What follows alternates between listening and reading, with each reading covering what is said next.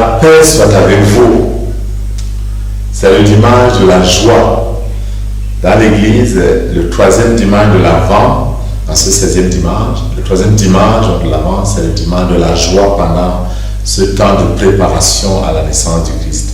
Le ton est donné par l'ancienne ouverture. Soyez dans la joie du Seigneur, soyez toujours dans la joie, le Seigneur est proche.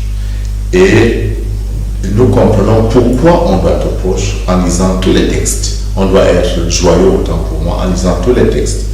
De l'évangile, nous continuons la lecture de Luc au chapitre 3. Mais c'est vraiment la fin qui nous donne de comprendre le motif de la joie. Le dernier verset, le verset 18 dit: par beaucoup d'autres exhortations encore, Jean-Baptiste annonçait au peuple la bonne nouvelle.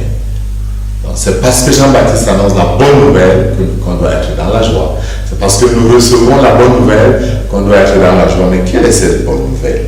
Cette bonne nouvelle, c'est, comme nous le dit la première lecture, c'est que Dieu renouvelle par son amour son peuple. Alors il peut exulter, il peut se réjouir.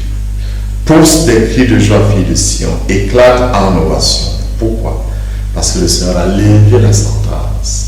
Le Seigneur, dans ces temps forts, nous renouvelle de l'intérieur, nous recrée. C'est le motif de la joie. La joie, Saint Paul le dit clairement, frère, soyez dans la joie du Seigneur. Je le redis, soyez dans la joie. Que votre bienveillance soit connue de tous les hommes. Le Seigneur est proche. Le Seigneur est proche. Le Seigneur est plus proche. Et Saint Paul le dit d'ailleurs plus d'une fois. Et il dit: le Seigneur est plus proche de nous maintenant que quand nous avons cru. Et c'est une réalité. Dieu s'insérant dans mon histoire personnelle de ce que je suis, m'amène progressivement vers l'accomplissement, ce que Saint Paul appelle, ce que la lettre aux Hébreux appelle la perfection. Jésus nous conduit à la perfection. Nous disions il y a quelques dimanches, pas une perfection morale, mais vers la réalisation du plan de Dieu en nous. Et le Seigneur est proche parce qu'il nous conduit progressivement vers l'accomplissement de son plan d'amour pour nous. Voilà pourquoi Saint Paul nous suggère de ne pas être inquiet.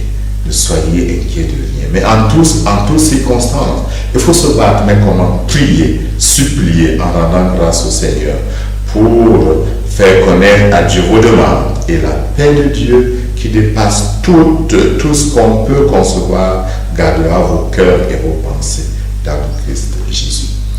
Notre joie, ce n'est pas une hilarité béate.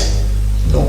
Notre joie, c'est la certitude de la proximité du Seigneur dans mes combats comme chrétien, dans mes combats comme chef de famille, dans mes combats comme employé dans un bureau, dans mes combats comme soldat, dans mes combats comme évêque, comme prêtre. Je peux vivre dans une attitude de paix, c'est-à-dire de la certitude, de la proximité, de la présence de Dieu. Voilà pourquoi Saint Paul nous demande de lever les mains au ciel pour offrir à Dieu, n'est-ce pas, tout ce que nous avons comme sujet d'inquiétude, comme sujet de préoccupation. Ça n'enlève pas toutes les préoccupations, mais ça nous transforme de l'intérieur pour nous donner de vivre cela autrement. Et la paix de Dieu qui dépasse tout ce qu'on peut concevoir gardera nos cœurs et nos pensées dans le Christ Jésus. Que cette paix descende sur vous et vous garde par la puissante bénédiction de Dieu au nom du Père et du Fils et du Saint-Esprit.